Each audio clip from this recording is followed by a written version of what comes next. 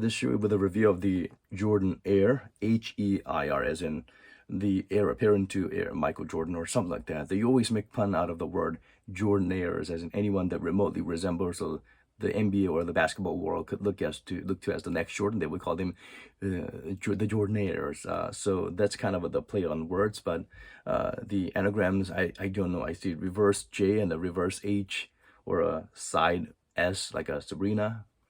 This is actually women's shoe, but it actually comes in a pretty wide fit. So there was wide and comfortable fit, not those really, narrow fit like the Kyrie's or the Kobe. So that was a pleasant surprise. So yeah, Jordan 7s, they kind of play around with the word air with the H-A-R-E as in a bigger rabbit, as in Bugs Bunny, as he collaborated with Michael Jordan for the commercial. So this Jordan Air Jordan, so it's Air Jordan Air. It's a weird name. But anyway, this shoe for size 9, it weighs about 390 grams, but it feels much lighter than what the digits show. It's very minimal and low cut. There's no chafing anywhere around, padding nice all around. And because of this engineered mesh upper, it feels more breathable, even on the sides. And it's actually quite forgiving in terms of width. So you can go true to size. If you're a wide footer, you may even go up half a size, see what fits. It's a pretty forgiving fit. At the same time, it forms to your foot nicely once you lace them down well, because they don't have any stupid dead space on top of your toe box area, which is always a welcome design perk or plus. At the same time, these TPU materials all around, they provide some degree of stability and lockdown, especially with these extra plasticky bits around the shoe. Kind of reminds you of the Hyperflight with the huge H. I didn't feel any crazy heel slippage, so that maybe it's because these plates are doing what they're supposed to when you lock them up nicely. So that was a pleasant surprise. The outsole pattern is pretty interesting. It's got a very rebellious little wave pattern on these little pivot points. So that's nice. You can feel it. No squeaking, but you can feel the traction at work. It's not crazy that sensitive, but to a certain degree, does get to the traction in terms of bringing them down. So one problem I have is because the shoe is so low to the ground, it feels a lot stable. But I wish they could have added some sort of a outrigger or somewhat of a bigger, thicker midsole to prevent that ankle rolling injuries. On the outside, I wish they didn't use these foam patterns. They could have had nothing like the Kobe 360s, where it is just a shell with rubber and upper material, where the drop-in midsole does all the work in terms of cushioning. So these I see as dead weight. They could have done without this.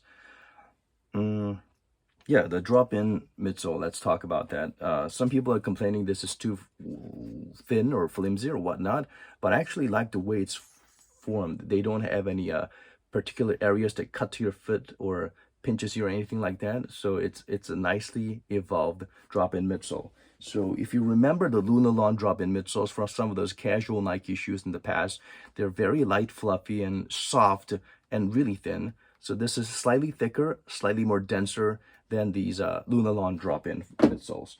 As for the Kobe 360 drop-in midsole, which is sort of like a blend between EVA and some Lunarlon or harder material there, this one, it actually, of course, over the years, it kind of got compressed a little bit as you wear and put some compression on it. They do kind of bottom out or get thinner than before.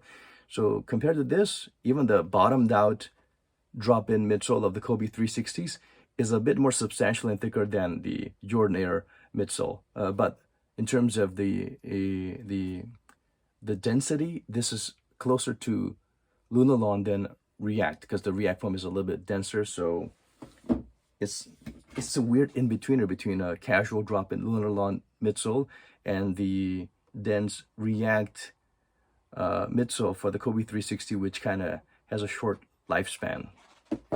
So if you remember those shoes, this is what you're getting yourself into. But it feels, so with this shoe, it feels like those really low to the floor shoes that with no cushioning like the Luca ones, except a little bit more plusher than that. So yeah, I would say this is comparable to maybe the Luca 2s or maybe even the 3s, except they're even lower to the ground and a little bit more squishy and soft compared to those shoes. So yeah, unfortunately, the outsole inside, there's nothing. They could have added like a foamy swivel board to maybe enhance the cushioning a little bit instead of wasting materials on the leather and the basically all around the shoe, which just adds dead weight without providing any substantial cushioning.